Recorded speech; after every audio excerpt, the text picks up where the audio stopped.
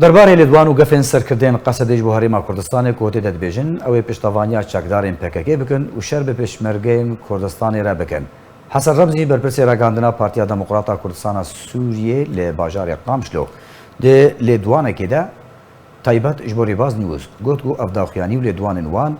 نکاری کینوه ل او بریاوان لدوانو گوتنین خو جرایا گشتیا کردیره تکز دکن کو او بشکی سرکانه جی PKKê. حسن رمزی گوجی بلا ام بپرسن کی سوده جوان گفان دبینو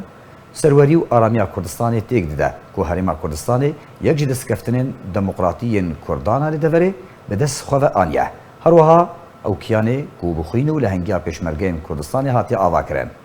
تمزی رمزی تکس کر که سیاستا PYDê که بکارتینه اوه که